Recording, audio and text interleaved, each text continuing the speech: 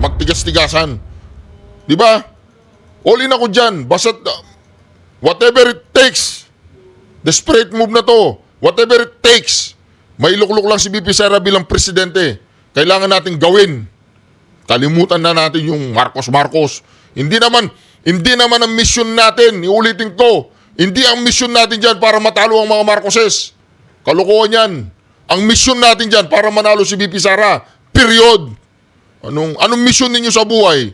Para matalo si Amy Marcos? Pag natalo si Amy Marcos, masaya na kayo. Ganon.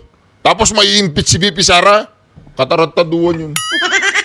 Sa pool, kaming dalawa naman talaga magkaibigan. At kahit papano, aminado ako na naipahamak ko siya dahil hindi ko naman alam na mangyayari ang ganito. Kilala niya ako, kilala ko rin siya. Kilala namin ang isa't isa, hindi nagbabago ang pagtanaw ko ng utang na loob at paghanga sa pananatili niyang may tiwala sa akin. Kaya eto, andito kami, hindi niya ako binigo at hindi ko rin siya bibiguin. Ang katapatan sa ating bansa, ang kabayaran sa kanyang pagtitiwala. So ma'am, itong political ad na to, endorsement na to, born out of your long-time friendship. Bakit itim yung ginamit sa endorsement sa inyo? Hindi po ba negative na dating parang pagluluksa? Ito, makinig kayo ha. Ito po mga kareaksyon.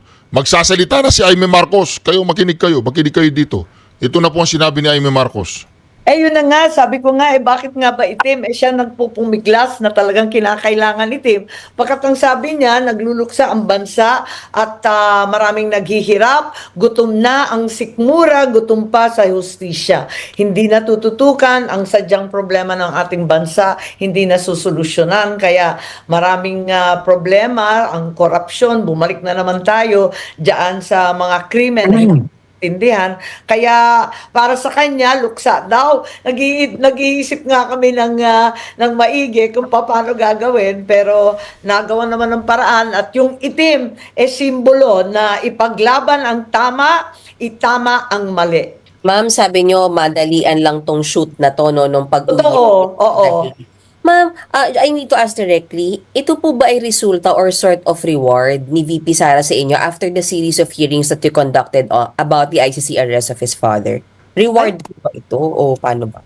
Hindi ko naisip yun. Hindi rin niya naisip. Talagang nag-uusap na kami noon pa. Sabi niya, tsaka na akong mga ngampanya. Ayoko nang umikot nitong eleksyon na to. Pero yun nga, nung pabalik niya sa Hague, inutusan yata sila ni Senator Robin, ni Presidente Duterte na mangampanya at tulungan ng mga kasangga. Yun ang nangyari. So palagay ko, marami namang nagpapasalamat. Ako higit sa lahat, walang mapaglagyan ng saya, pasasalamat at karangalan sa aking puso. Simulat sa pool, kaming dalawa naman talaga magkaibigan. At kahit papano, aminado ako na naipahamak ko siya dahil hindi ko naman alam na mangyayari ang ganito. Kilala niya ako, kilala ko rin siya. Kilala namin ang isa't isa, hindi nagbabago ang pagtanaw ko ng utang na loob at paghanga sa pananatili niyang may tiwala sa akin. Kaya eto, andito kami, hindi niya ako binigo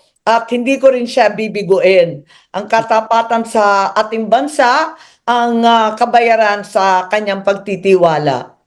So ma'am, itong political ad na to, endorsement na to, born out of your long-time friendship with Oo her. naman, hindi naman nagbabago. Kung minsan, nayayamot siya sa sinasabi ko, ako naman nagalit din sa kung minsan nagsasabi siya, para lang kaming kaibigan pero hindi nagmamaliw. Parating pareho, parating consistent.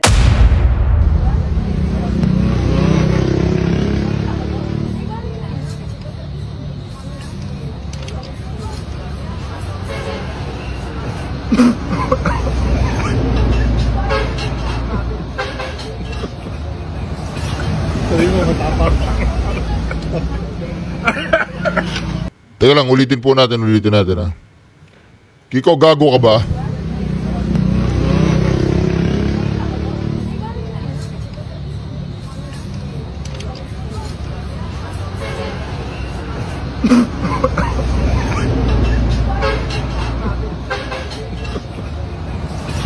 Sabi mo, matapang. Tubig. Ay. Ayoko na. Okay. Dalo lang. Ano sabi niya? Ayoko na. Kiko, gago ka ba? Hindi. Hindi kasi nakakarami ka na eh. Tapos kapag nagre-react yung mga tao sa ginagawa mong katarantaduhan, umaalma ka, gusto mong ipadelete yung mga Facebook page nila.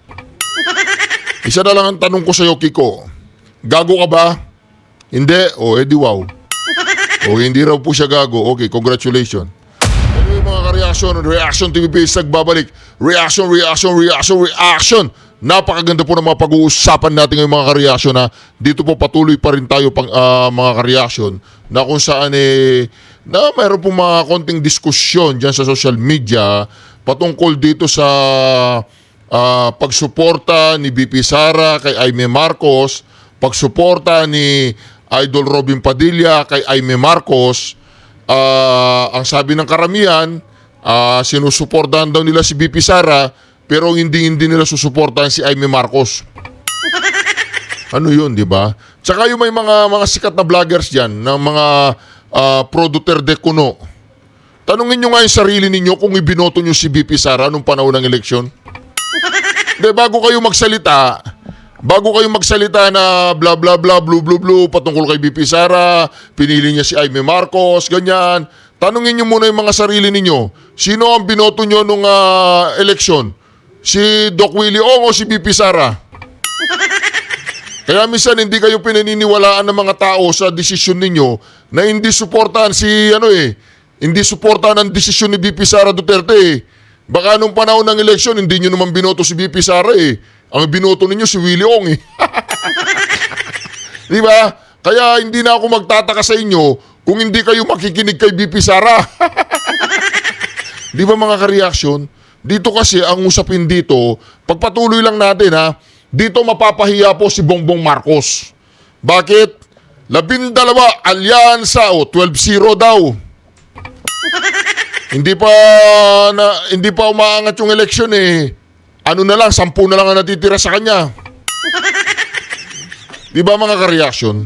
Dito mga ka-reaction, mapapahiya po si Bongbong Marcos. At yung mga vloggers na di umano kuno, supporter sila ni BP Sara. Gusto nila maging presidente si BP Sara. Sa simpleng request ni BP Sara,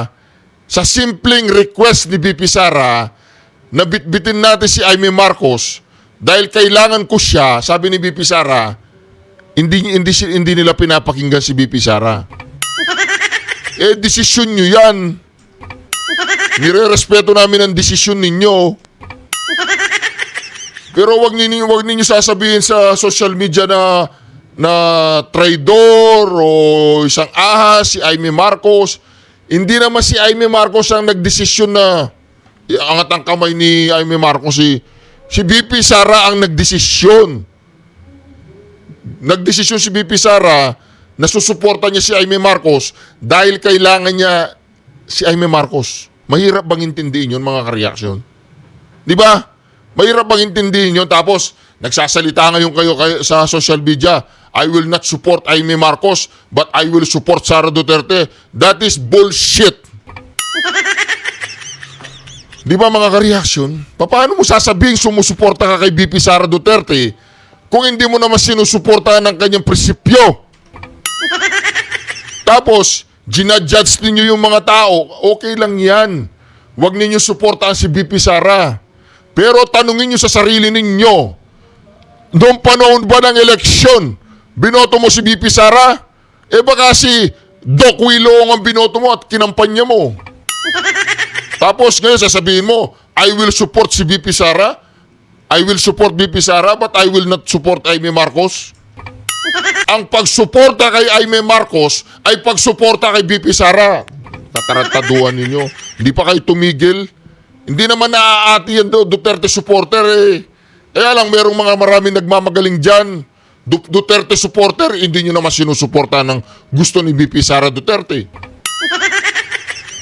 Paano nyo masasabi ang sarili ninyo na Duterte supporter kayo, pero hindi nyo sinusuporta ng Duterte sa desisyon niya? Ayan nga mismong si Robin Padilla, mga ka-reaction, presidente ng PDP laban. O, panoorin natin. Manang tapatin mo ako. Pinoy, lagi akong tapat sa iyo. Ano ang ibig mong sabihin sa Mindanao? Ang pangalan ko, ang may ibig sabihin sa Mindanao. Pangalan? Aimee, I, infrastruktura, M, modernisasyon, T, elektrisidad, E, ekonomiya, tapatan. tapatan, Tapat na kaibigan. tapat sa bayan. Iboto si Senator Aimee. 39 sa balota. Senator Amy Marcos, number 39 sa balota. Oh. Si ano yun? Si Idol Robin Padilla yun. Hindi naman niya susuportahan yan kung walang basbas kay BP Sara. Napakakitid ng mga kukutin ninyo. Napakakitid ng mga... Nag-aaway-aaway sa'yo. Kasi kayo, susuportahan ko si BP Sara pero hindi ko susuporta si Aimee Marcos. Kaululan yan. Tanungin mo yung sarili mo, sinong binoto mong vice presidente? Si Doc Williong o si BP Sara? Putangin na yan. O di ba? Pagkatiwalaan mo ang isang tao, kung binoto niyang vice presidente, si BP Sara. Pero kung hindi niya binoto si BP Sara na vice presidente, tapos sinasabi niya, I will support Sara Duterte, but I will not support Aimee Marcos. That is bullshit. Doon pa lang, hindi mo na sinuportahan si BP Sara Duterte eh. Hindi, ang usapan kasi dito mga ka-reaction, yung mga tunay na sumusuporta kay BP Sara. Yan yung mga tunay na naninindigan para kay BP Sara. Yung mga naniniwala si BP Sara na kapag naging Pangulo si BP Sara ay maaayos ang bansa natin. Sabi ni BP Sara, malaki ang problemang inaharap ko. Gusto nila akong impeach. Gusto nyo ako makarating ng Malacanang, ulitin ko. Okay, iboto natin si Villar tsaka si Aimee Marcos. Oh. Ay, hindi! Duterte lang kami, Duterte. Doon lang kami sa Duterte. Alalahanin po ninyo, 12 ang senador, hindi 10. Naku po. Doon lang, Duterte lang. Oo. Nandun na tayo. Si Aimee Marcos ay Marcos. Kapatid ng presidente. Pero mga ka-reaction, yun lang ginawa niyang tatlong hearing na ba yun o 2 hearing? Sabihin na natin 2 hearing. Yun lang ginawa niyang 2 hearing. Yung ginawa niyang 2 hearing na inararo niya lahat, si Torre, si Marbil, seryoso po siya dun. Wala siyang pinagtatakpan dun. Kinontep nga niya si Lacanilaw, yung kahut-hutang dila ni Palaka. Wala stick kayo. Tapos kunyari, mga matatalino kayo, mga political wizard kayo. Sasabihin niyo sumusuporta kayo kay BP Sara. Hindi niyo sinusuportahan si Aimee Marcos. Hindi ko susuportahan si Aimee Marcos kapag hindi sinabi ni BP Sara, reaction TVPH, Aimee, kailangan ko, bigay. Mahirap ba yun? Tapos sasabihin ni Bangag, ni Bongbong Marcos, 12-0. Paano magiging 12-0 yan? 10 na lang senador niya. Paano magiging 12-0 yan? 10 na lang senador niya. Di ba? Paano hindi ko masasabing 10? Alam po ninyo, hindi naman natanggal si Aimee Marcos. Hindi naman natanggal si Aimee Marcos diyan sa may alyansa. Hindi naman natanggal siya doon. Kunyari, tinanggal siya. Kunyari lang yun. Pero, in reality, ayaw na niya doon. Hindi na siya umaaten sa alyansa. Anong tinanggal ng tinanggal dyan na pinagsasabi ninyo? Hindi naman siya tinanggal. Umalis siya. Hindi na niya masikmura yung alyansa kasi matatalo siya kapag nag-stay siya ng alyansa. Collateral damage siya doon. Oo. Ngayon, sabi ni BP Sara, napatunayan ko na si Aimee Marcos ay kakampi natin. Napatunayan ko na si Aimee Marcos, hindi natin kalaban. Nagmamalasakit siya sa tatay ko. O, ginawa niya ang kanyang kayang gawin. O, ngayon, kayo ay diskumpiyado kay Aimee Marcos, hindi ko kayo masisi. Kasi Marcos siya, kahit na Lacson siya. O. Di ba mga ka-reaction? O ngayon, sabihin ko sa inyo, kayong lahat na nagmamagaling, kayong lahat na mga vlogger dyan, na mga sikat na vlogger, uminahon kayo. Pero tanungin mo muna sarili mo, baka binoto mo si Doc William. Di ba? Kaya naman ayaw mo suporta ng 100% si VP Sara. Hindi naman na-divide yung yung Duterte supporter eh. Duterte pa rin naman tayo eh. Nagkakaroon lang ng diskusyon, paano natin isasara yung 12? Sino ang ilalagay natin doon sa 2 boto? Sayang naman yun. Kung makakatulong kay VP Sara pagdating ng impeachment. Wala namang problema doon sa 10 eh. Iso-solid natin yan eh. Wala naman tayong itatapon sa 10 yan eh. Di ba? Wala naman. Ngayon, may mga vlogger na ngayon na dahil ako, advice ko lang doon sa senatorial natin, doon sa senatorial slate natin, katulad ni Jimmy Bondoc, iboboto ko po si Jimmy Bondoc. Solid nga tayo, straight tayo, Duterte din. Si Jimmy Bondoc, kailangan manahimik na lang. Kasi bakit? Respetuhin niya yung desisyon ni VP Sara. Respetuhin niya para wala nang magalit kay Jimmy Bondoc. Baka may magalit pa sa iyo, Brad. Baka hindi ka pa iboto ng ibang Duterte. Di ba? Siyempre, ako, yung 10, manahimik na lang. Kung gusto ni VP Sara na suportahan si Aimee Marcos, respetuhin natin siya. Respetuhin natin. Di ba? Ngayon, sinasabi nga ninyo, ulitin ko, sinasabi ninyo, susuportahan nyo si VP Sara pero hindi si Aimee Marcos. Ibig sabihin, hindi nyo sinuportahan si VP Sara. Katarantaduan yun. Katarantaduan sasabihin mo, susuportahan ko si VP Sara. Sara Duterte ako. Pero hindi si Aimee Marcos. Ibig sabihin, hindi mo sinusuportahan si VP Sara. Paano mo masasabing sinusuportahan mo si VP Sara kung hindi mo sinusuportahan yung mga adikain niya, ang desisyon niya? Hindi, Sara ako. Susuportahan ko si VP Sara. Pero hindi ko iboboto si Aimee Marcos. Kagaguhan yung Brad. Panoorin mo to.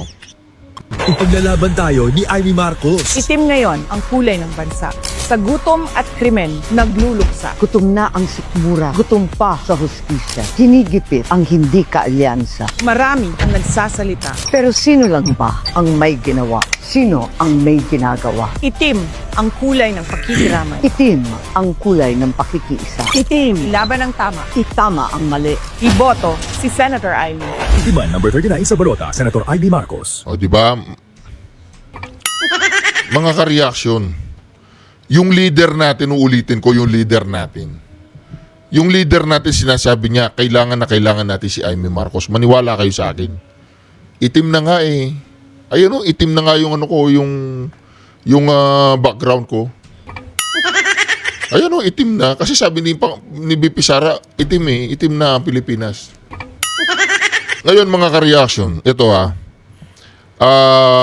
lahat po ng mga vloggers o mga influencer na kayo ay against kay Aimee Marcos, ang pagtutol kay Aimee Marcos ay pagtutol kay VP Sara. Lagi po ninyong tatandaan yan. Huwag niyo sasabihin na, hindi, sinusuportan ko si VP Sara. Sa papanong paraan, sige nga. Sabihin mo nga sa akin, sinusuportan mo siya. Simpleng pabor nga eh. Pabor lang. Sinong gusto nyong iidagdag dun sa 12 na may pag-asang manalo? Diba? Yung 10, okay yan. Okay yan, boboto natin lahat yan. Iboboto natin lahat yung 10. Diba? Pero may 2 pang natitirang slot. Pero dito mga ka-reaction, huwag kayong masyadong magpadala sa mga influencer na nagdi-divide sa mga tunay na Duterte supporter. Sinabi ko na nga sa inyo, walang problema sa akin na maisog. Pero kung ang maisog ang magdi-divide sa mga Duterte supporter pagdating ng araw, ayoko. Walang problema sa akin yung mga grupo-grupo nyo yan. Pero ako, nakapokus ako doon sa mga kandidato natin katulad ni VP Sara. Nakapokus ako sa kanya ngayon. Kasi siya lamang ang may kakayahan o kapasidad na patakbuhin ng ating bayan ng malinis at tapat. Huwag na yung sasabihin natin na ay mas magaling si VP Sara bilang presidente. Ay magaling, hindi. Doon muna tayo sa patatakbuhin niya ang ating gobyerno ng malinis at tapat. Doon muna tayo. Di po ba mga ka-reaction? O ito, pakinggan ninyo to Pakinggan ninyo to mga ka-reaction. Asan ba yun? Ito. Serbisyo publiko at ang buong buhay nila ay itinaya nila hindi lamang para sa kapakanan ng kanilang mga sarili, kung hindi po para sa inyo, para sa taong bayan, para sa Pilipino at para sa Pilipinas. Kaya, Pagkatapos siya sumigaw, yung panga niya gumaganon. Gumaganon yung panga. Pagmasdan nyo. darating na Mayo po, Oh, huwag nyo na pong tignan ang mga ibang mga pangalan. I-shade nyo na po lahat po itong nandito na nasa harap ninyo at gawing nating 12-0 ang ating resulta sa Senado. Nang sa ganon, matitiyak natin ang kinabukasan ng ating minamahal na Pilipinas. Mabuhay ang alyansa! Mabuhay ang bagong Pilipinas! Mabuhay tayong lahat! Maraming salam, Diyos Tek, di na kada kayo aming oh. 12-0 daw. Oy, Bongbong Marcos, paano magiging 12-0 yan? 10 na lang yung senador mo. Alam po ninyo, gusto ko si Camille Villar, manatili po siya sa kanila. Manatili siya sa kanila kahit alam nila, kalaban nila. Okay lang yan. Sige. Oy, Bongbong Marcos, paano magiging 12-0 yan? O ito, panoorin pa rin po natin ito mga kareaksyon ha. Talagang pahiya na po dito itong alyansa na to. Wala na, ligwak na. Ligwak na po itong alyansa na to. Wala nang pupuntahan to. Talo na to. O, ito. ang aming ipinagmamalaki ng mga kandidato para sa Senado. Ngunit, bagamat nakatuon ang pansin natin sa ating mga kandidato para sa Senado, huwag po natin kaligtaan ang halos 18,200 na local executive na ating ihahalal sa Mayo.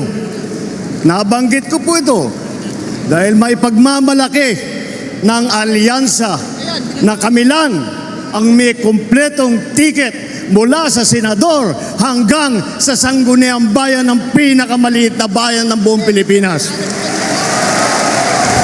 Sila lang daw po yung may kumpletong kandidato. Paano magiging kumpleto yung kandidato mo ngayon? Ayan oh. 10 na lang. Si Camille kunyari nandiyan sa inyo pero wala na. Tinaas na ni Sara Duterte si Camille. Alam po ninyo, every time nalalapitan siya ni Camille, parang sinasampal po sila sa katotohanan na alam po nila na si Camille Villar ay supporter po yan ni Sara Duterte. Pero nandiyan siya sa alyansa. Bantagin mo yan, malulunok nyo yan, sa 10 na lang, unti-unti nang nagigiba yung alyansa. Bago matapos bago mag-election, 100% si Pia Cayetano. Na mimiligro na si Pia Cayetano. Sino pa ba yung namimiligro dyan? Si Tolentino, hindi natatanggapin yan. Si Tolentino gusto nang bumaligtad pero walang magawa. Wala nang magawa. Syempre, paano pa yan? Paano mo ibabaligtad dyan? Wala na. Di ba? Hindi ka natatanggapin. Sino ba yung mga ng alyansa? Di ba? Ayan o. Di po ba mga kareaksyon yun? Si naku po. Si Aimee Marcos, kumalas.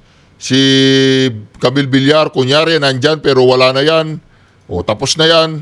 Ano pa? Sino pa? Si Cayetano, baka hindi natin alam. Si Cayetano, sino pa? Yung mga mahilig bumalimbing, di ba? Si Binay. Naku po mga kareaksyon. Alam po ninyo mga kareaksyon na simple lang naman ang diskusyon dito. Lahat po ng mga sumusuporta kay VP Sara, lahat po ng mga sumusuporta sa Duterte brand of leadership, huwag ninyo sasabihin na kayo ay sumusuporta kay VP Sara Duterte kung ayaw nyo namang suportahan ang kanyang prinsipyo, paninindigan. Alam ko mapahit po yung Aimee Marcos, si boboto ko senador. Alam ko masakit yun. Alam ko mabigat sa damdamin yun. Pero sino bang nag-endorse? Si Sara Duterte, in-endorse niya, So, si Sara Duterte, naniniwala siya na tayo ay susunod sa kanya. Naniniwala siya na tayo ay susuporta sa kanya. Pero sa puntong ito, sasabihin mo, hindi mo pinaniniwala si Sara. Sinasabi mo na bobo ka, Sara. Hindi ka magaling. Bakit mo pinili si Aimee Marcos? Magpapabudol ka na naman? Bobo ka, Sara. Ganun. Ganun ang ibig mo sabihin? O, di ba? Kaya dito mga ka-reaction, ito pong mga vloggers, mga kasama nating mga influencers, ito pong mga political analysts, mag-isip-isip po kayo. Mag-isip-isip po kayo, baka hindi talaga kayo Sara Duterte. Baka nung panahon ng election, ang binoto nyo sino ba binoto nyo nun? Baka si Doc Willie Ong. Diba? Ako nga sabi ko, binoto ko si Isko. Pero hindi ko binoto si Willie Ong. Ang binoto ko si Sara Duterte. Nako. Siyasatin po ninyo. Siyasatin ninyo yung mga vloggers. Siyasatin po ninyo yung mga vloggers. Baka hindi po nila binoto si Sara Duterte bilang vice presidente. Kaya nasasabi lang nilang hindi nila susuportahan si Amy Marcos. Naku po. Naku po. Ito, pakinggan natin si Madam Vlogger. Yun lamang po. Yun na yun.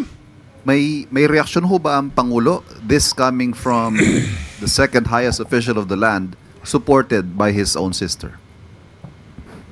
Patungkol po dyan, patungkol po sa campaign na issues, maganda pong mas tanong na lang natin ang campaign manager. Mas authorized po siyang magsalita patungkol po sa ganyan. Anong silbi nito? Anong silbi niyan? Pag may tinatanong ka, wala siyang alam. Anong silbi mo dyan? Umalis ka na dyan! Klaseng relasyon. But have you taken this up with the president? What are his thoughts on this? Patungkol po sa kanyang kapatid. No, yeah. This particular ad, for example, which is Of course, the latest. hindi po nais ng ating Pangulo na magitong klaseng mga negatibo na pangangampanya. Lalong-lalo na po kung ito ay fake news. So, nung pa naman po, sinabi Fake news na naman. Campaign ads na nga lang magiging fake news pa. Balita ba yun, madam? Oy, Vlogger Claire, balita ba yun? Vlog yun. Ano yun? Campaign ads yun. Hindi naman balita yun eh. Fake news ka na naman dyan. Diba mga kareaksyon? Fake news na naman daw, galing. Oh, balita ba yun? Diba? Si Madam Biday talaga. Oh. Inday Trust Amy Marcos. Oh. ITIM. ITIM. It's an acronym. Okay, acronym pala. Akala ko dahil madilim ng Pilipinas. Ay, naku. Akala ko din may ganon. Okay, Inday Trust Amy Marcos, itim. So, bale, pangalawa na to na ini-endorse ni VP Sara sa alyansa. Kasi Tama nakita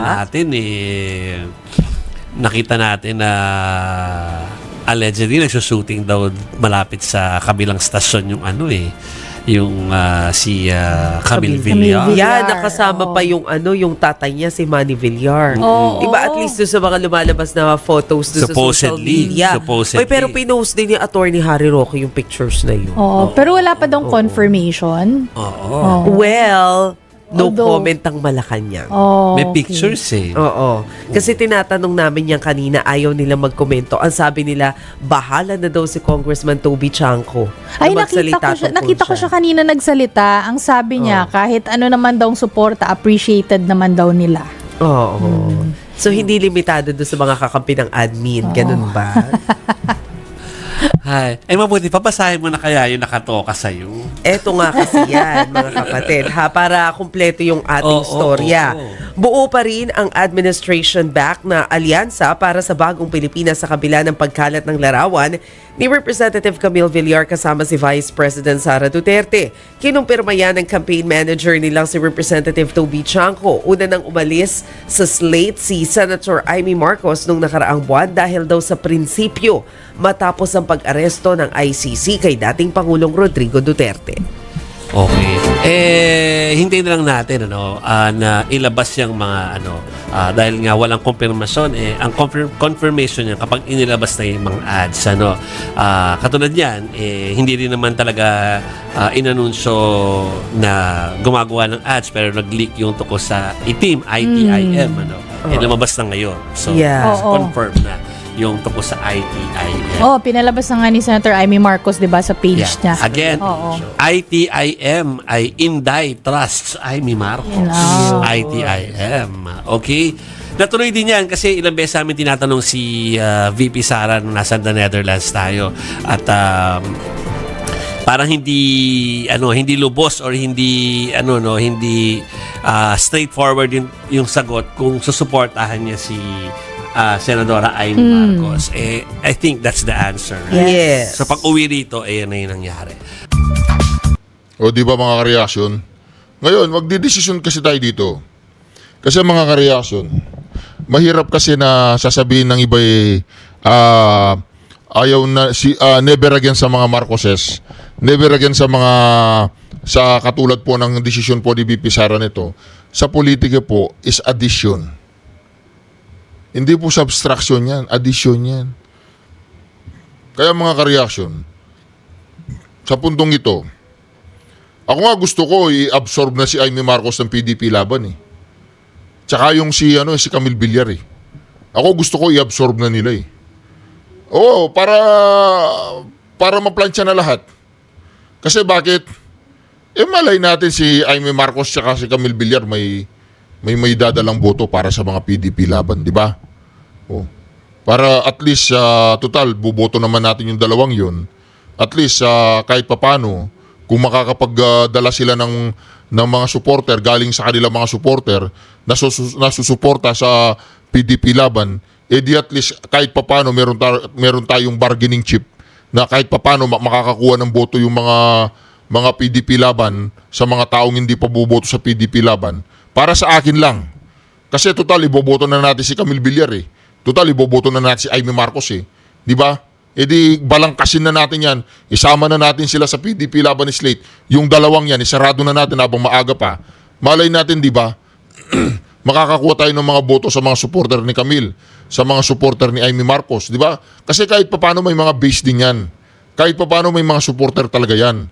Pero sa puntong ito, desisyon po ninyo yan. Hindi po sa pilitan ito. Hindi po namin kayo pinipilit na suportan si VP Sara sa kanyang paniniwala na si Amy Marcos ay makakabuti para sa kanya in the long run. Kasi malapit na yung 2028. O kung mananalo si Amy Marcos ngayon, 2025 hanggang 2030 or 2031, di ba? 2030, di ba? O hanggang 2030 pa siya or 2031. O ngayon, mga ka-reaction, magpupumili tayo na hindi natin iboboto si Amy Marcos pero sinusuportahan natin si VP Sara. Sa palagay ko po, kabaligtaran yun. Baka hindi nyo talaga sinusuportahan si VP Sara. Baka talaga ang binoto ninyo nung panahon ng election 2022, baka yung binoto ninyo ay si Doc Willie Ong. Diretsahan lang tayo. Binoto mo ba si Amy Marcos, si VP Sara bilang vice presidente? Binoto mo ba siya? Kung hindi, wala na akong pakialam kung susuportan mo siya o hindi. Kasi in the first place, hindi mo naman pala siya binotong vice presidente nun eh. Oh. Ako binoto ko. Oh. The picture that came out yesterday, akala natin initially lumang picture yon. Apparently, bago siya. Pagkatapos, apparently, hindi lang si Sen Amy. Si Camille Villar ay kasama din. So, it looks like Tio Moreno is correct. Ako simple, kapag sinabi ni Inday, Duterte 10+2, may post si Crisette 1 hour ago. Sabi niya, let this sink in. Sara Duterte is strategically choosing to promote candidates that will be able to help her in the impeachment court. She's choosing people who will make sure she won't be impeached. Because the old Sara Duterte won't care if she is impeached. Actually, this is very true, no? Kasi nung una, it seems that Inday doesn't really care kung ma-impeach siya o hindi. And yung ganitong dumidiskarte si Inday, I think she's becoming more serious in becoming the president. And that's good news for me. Kasi makita niyo yung mga previous na mga stand ni Inday, wala talaga siyang pake. Buwis-buhay talaga yung mga sinasabi niya tsaka yung mga stand niya. Yung parang she doesn't give an F yung mga dating kilos ni Inday. But now, kung dumidiskarte si Inday na ganito, that okay, lumalaban ako, ayokong ma-impeach. Bakit ayaw mong ma-impeach? O kasi dahil perhaps there is already something in the mind of Inday that she's gonna go for it. she's gonna go for the presidency. Because the old Sara Duterte won't care if she is impeached because she can live her life quietly in Davao. But this version of Sara Duterte understands that if she is impeached and she cannot wrestle back control for her father, Rodrigo Duterte will die as a detained man in a foreign country. Let that sink in. Sara Duterte is moving to save not herself but her father. If you want to save her father, you will look at Sara Duterte and respect her choices, whether you like it or not. If she is impeached, Rodrigo Duterte languishes in detention, possibly till the end of his life with no powerful family or ally. If she is saved from the impeachment, she can move, especially in the second half of this admin. You don't have to like Sara Duterte to respect her choices. You only need to want to bring PRRD home. Let that sink in. Yung wisdom ni PRRD at saka yung wisdom ni Inday, miles apart, malayo talaga. Ibang level yung wisdom nung tatay. Sara Duterte is a younger politician. Yes, may regrets.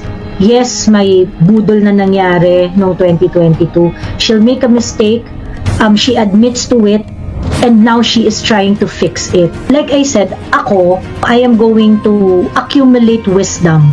I will grow up with Sara Duterte and accumulate wisdom with Sara Duterte, pero hindi ko siya iiwanan.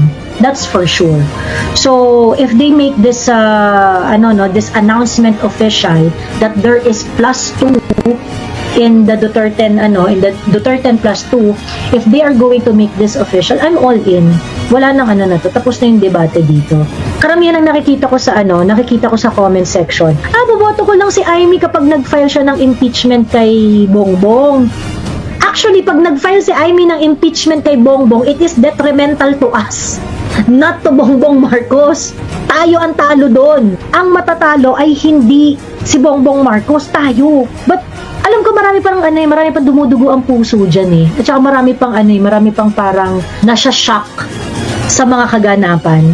So, natin to kasi this is really huge, Actually, it's huge sa part ni Inday kasi it demonstrate her resolve to move. Sumisipa si Inday, lumalaban siya. It's huge sa part ni Inday kasi nakita natin na, she's being intentional here. She's really tried to fight back.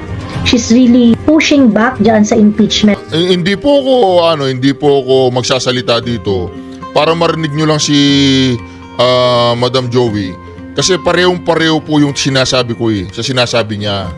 Parehong-pareho. It's all about Inday na to. It's all about to bring her to presidency. It's all about to put her in Malacanang. Yun ang ibig sabihin po ni Madam Joey. It's not all about hindi, nasaktan ako wala na tayo. Ang ibig sabihin po dyan, bibigay natin kahit ano. Whatever it takes. Manalo lang si Pipi Sara bilang presidente. Kahit bumoto pa akong Marcos, basta't may lukluk natin siya ng bilang presidente. Whatever it takes, all in ako. Huwag na tayo masyadong magtigas-tigasan. Diba? All in ako dyan. Basta't whatever it takes, desperate move na to. Whatever it takes, may lukluk lang si Pipi Sara bilang presidente. Kailangan natin gawin. Kalimutan na natin yung Marcos. Hindi naman ang mission natin, iulitin ko. Hindi ang mission natin dyan para matalo ang mga Marcoses. Kalokohan yan. Ang mission natin dyan para manalo si Pipi Sara. Period. Anong mission ninyo sa buhay? Para matalo si Amy Marcos? Pag natalo si Amy Marcos, masaya na kayo. Ganon. Tapos may impeach si Pipi Sara? Katarataduan yun. Gumising kayo. Huwag kayong makikinig sa mga vlogger na mga mabababaw. Ulaga. Impeachment trial that is already that is already in place. It's out to get her. And so kumikilos si Inday para labanan yun. And ultimately, I would have to agree with Crisette when she said we would be in a better position to bring PRRD back if Inday Sara stays as the vice president of this country. it's mandatory. So you may not agree with Inday Sara. Siguro kung impatient kayo for Inday Sara to grow up as just like her father. Kung feeling ninyo, ayaw nyo nang maniwala kay Inday, kung feeling ninyo, gusto niya na siyang iwanan dahil hindi siya kasing talino ng tatay niya, it's up to you. But I am not going to leave Inday. We're going to make a mistake together. I'm going to build my wisdom with her. I'm gonna grow up with her, but I will stand by Inday Sara Duterte. Natouch po ako dun I will going to make mistake with her. Magkakamali akong kasama siya. Lalago akong kasama siya. Lalago ang aking paniniwala sa politika kasama siya. Napakaganda po na sinabi ni kudos po sa'yo, Ma'am Joey. Kudos sa'yo. Akala ko mababaw ka. Malalim ka rin pala. Akala ko kaya mo lang tapatan si Abante. Malalim ka rin pala. Akala ko lang pala yun. Napakalupit mo, Ma'am Joey. That's for sure. Sa mga OFW natin na nakikinig ng live na ito, please vote, okay? Huwag niyong gawing option ang hindi pagboto dahil sa feeling ninyo dadayain tayo or things like that. Ganito po kasi yan, okay? Simple math. Kapag ka po dinaya tayo pero bumoto kayo, meron po tayong laban. Kasi ebidensya po ninyo yung mga sarili-sarili ninyo eh. Pero paano kayo lalaban kung dinaya ang boto pero hindi naman kayo bumoto? 'Di ba? So, importante, ako, tama kayo naniniwala ko malaki ang chances na magkakaroon ng dayaan talaga sa eleksyon. Malaki talaga ang chances because COMELEC is not committed in making this election clean. So, agree ako sa inyo na yung sa inyong takot na baka dayain, ganyan. Actually, malaki talaga yung chance. But, huwag nyong gawing reason yon para hindi bumoto. Kailangan nyo pong bumoto, kailangan kayong umeffort na magparehistro. Okay? Sa mga OFW po, ang inyong registration ay up until May 7. Pwede kayong mag-online registration para makaboto at pwede kayong bumoto up until May 12. Sabi ni Direk Daryl, Amy will defend Inday, period. Hindi ako duda na ide-defend ni Amy si Inday. Definitely, she's not going to vote for Inday's impeachment.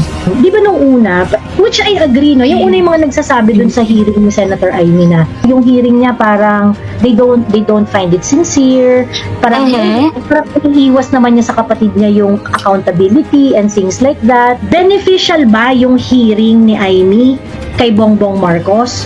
Ganun kasi yung gusto kong kasi parang ganun yung nagiging criticism doon sa hearing ni Bongbong Marcos. In fact, meron akong long-time follower na I respect very much. Tinanong niya ako, Joey, because of the hearing of Amy, tingin mo dapat na ba natin siyang iboto? Sabi niya ganun. So sabi ko, actually ang sagot ko talaga initially dyan is no. Sabi ko parang, hindi, well, tingnan natin kasi ako talaga, crucial dito yung kung ano yung sasabihin ni Inday. Tayong lahat, nag-agree tayong lahat. Salamat, Amy. Pero, huwag na natin usapan ang botohan.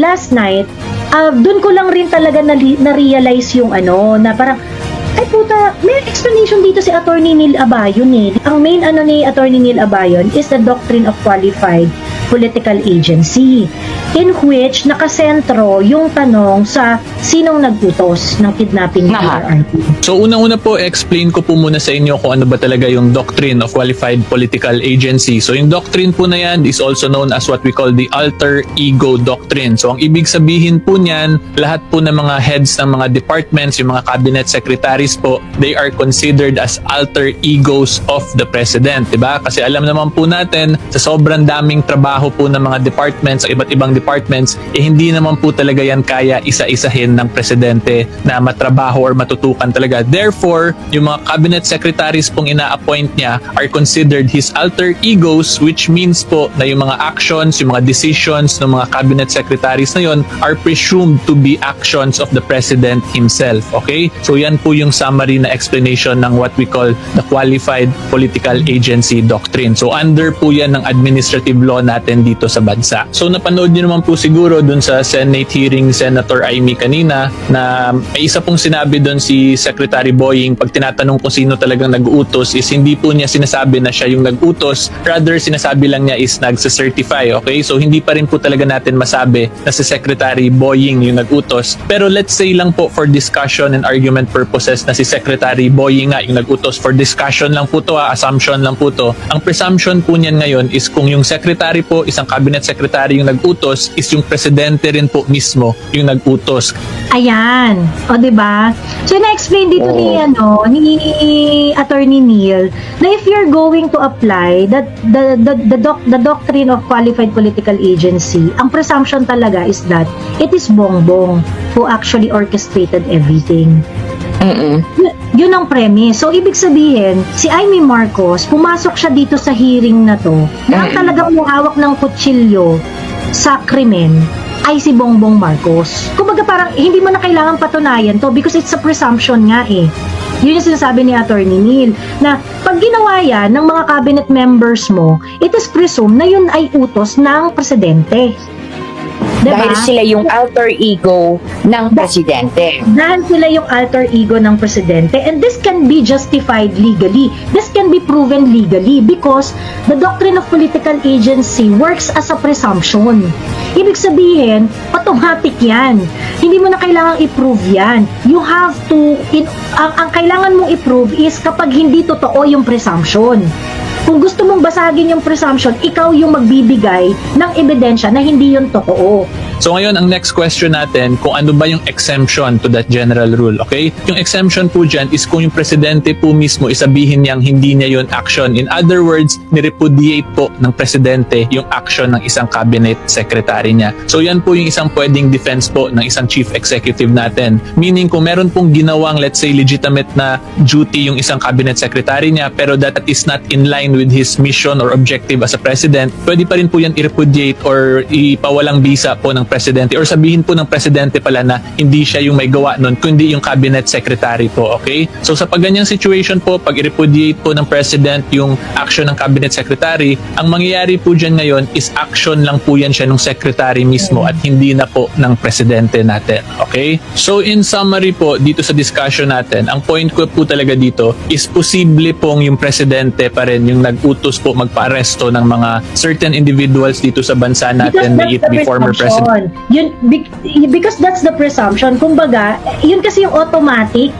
So, ibig sabihin, nung pumunta si Senator Amy sa hearing, alam niya, nagisado yung kapatid niya. I'm very sure Senator Amy is familiar with the doctrine of qualified political agency. The Senator Amy is very familiar to the alter ego doctrine. Nevertheless, pinasok pa rin niya yung hearing at alam niya na magigipit ang kanyang kapatid at the end of the day. Unless mahila niya at malaman niya that it is an act of bullying or it is an act of someone else giving an order to Boying and the rest of the team group effort. We also have to take note kasi ilang days na yung nakakalipas, there's still no repudiation on the part of the president. Yes. Diba? There's still no repudiation on the part of the president. So ngayon, ibig sabihin, kay BBM talaga to. Kung ayaw nilang magsalita, kung kunwari, sabihin na natin, natulog na tong hearing na to. Natulog na tong hearing na to at hindi na kumilos to. Isa lang yung conclusion dyan. The qualified political agency will operate. So, ibig sabihin, 100% walang duda, ikaw BBM ang may kaputahan nitong mga pangyayaring to.